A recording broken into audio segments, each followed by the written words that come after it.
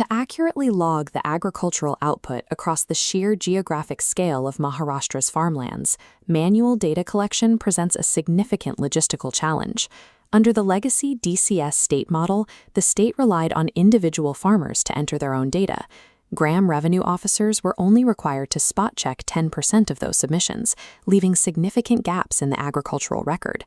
The implementation of the DCS Central model creates a direct evidentiary requirement.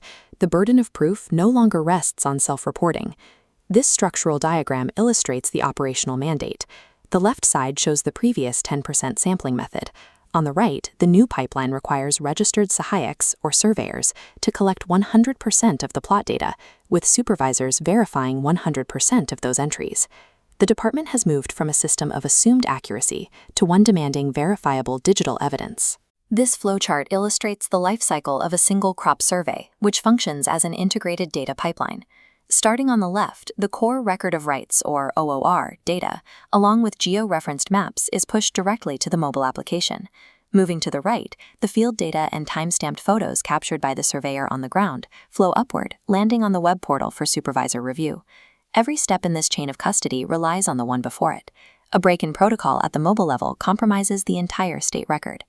Looking at the AgriStack login screen, the collection process begins with the Sahayek entering their registered mobile number and password.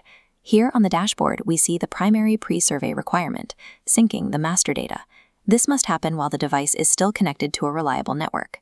This sync pulls the specific ROR ownership data and the precise georeferenced map boundaries for the target village directly into the phone's local storage. Internet connectivity in rural fields is often inconsistent.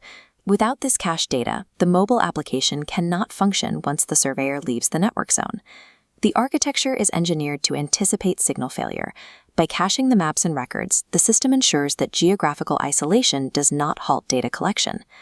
This 5-step infographic details the AI face authentication process, showing that possessing login credentials is insufficient to initiate a survey. In steps 2 and 3, the Sahayek completes an Aadhaar eKYC via a one-time password, linking the specific physical device to a registered state identity. In step 4, the application camera activates, capturing a live facial photo of the surveyor at the survey location. The backend AI compares this live photo against official Aadhaar records. The system requires a minimum 40% match score. If the score falls below that threshold, the app stays locked. This biometric lock is designed to remove the possibility of proxy surveying. Every data point is tied to a verified human actor standing on site. This diagram shows a weakness from previous seasons, a surveyor standing at a single location and logging a crop across multiple distant plots simultaneously. To prevent this, the new architecture deploys strict GPS geofencing. Look at this satellite interface.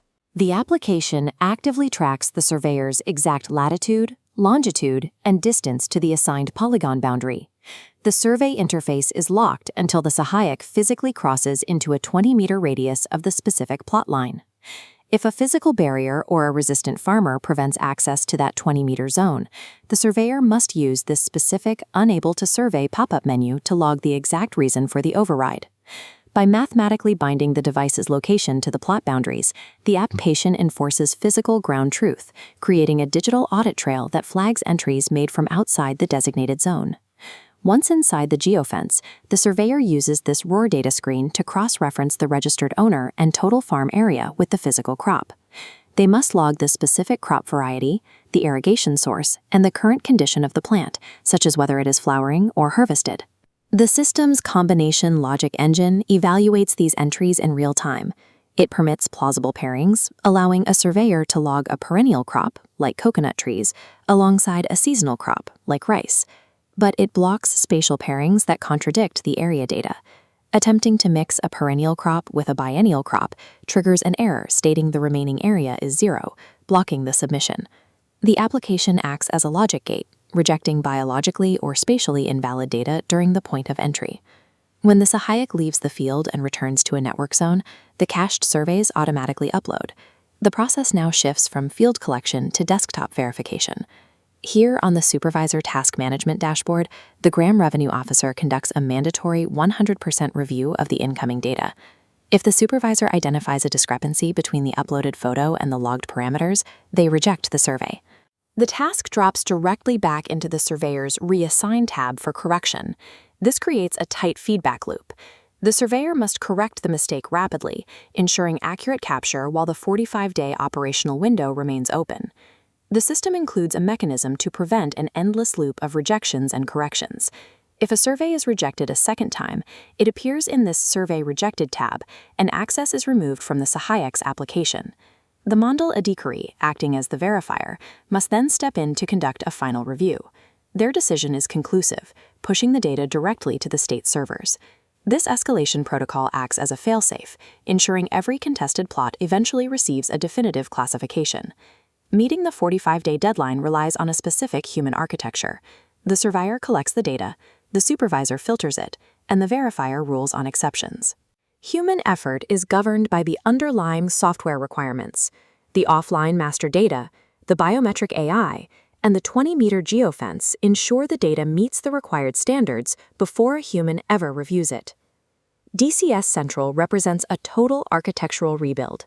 It establishes a framework based on geographic and biometric verification, securing the data integrity of Maharashtra's agricultural future.